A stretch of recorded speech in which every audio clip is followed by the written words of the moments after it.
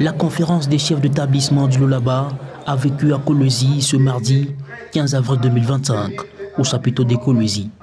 Organisée par le ministère de l'Enseignement supérieur et universitaire, cette conférence a réuni tous les chefs d'établissement universitaires et une représentation d'étudiants.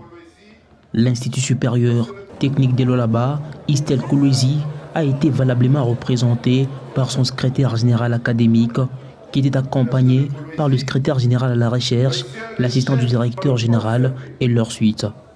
Vu l'urgence et la conjoncture actuelle, tout a tourné autour de la sensibilisation à l'éveil patriotique.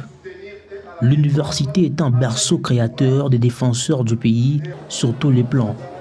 Ayant compris cette piste, la ministre de l'Enseignement supérieur et universitaire en RDC a sensibilisé ses centaines, voire ses milliers d'étudiants à l'unité nationale, l'éveil patriotique pour sauvegarder la paix sur l'étendue du territoire national de la République démocratique du Congo. Les étudiants du Lualaba, notamment ceux des l'Istel Kolwezi, étaient tous azimuts et intéressés par ces assises. Le président de la conférence des chefs d'établissement du Lualaba a remercié les autorités compétentes pour leur accompagnement afin d'y redorer la bonne image des universités de la République.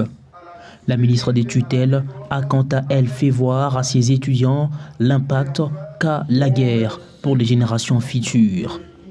Le professeur Marie-Thérèse Sombo a appelé à tous les participants en général à une conscience bonne dans l'objectif d'éviter le pire dans les jours à venir. Il s'agit de nous lever comme un seul homme pour barrer la route à l'ennemi rwandais et ses supplétifs du M23 AFC. La situation actuelle du pays qui dégringole au jour le jour nécessite la participation de tout le monde afin d'affaiblir l'ennemi. Cette conférence riche en couleurs figurait dans l'agenda de la ministre de l'ESU.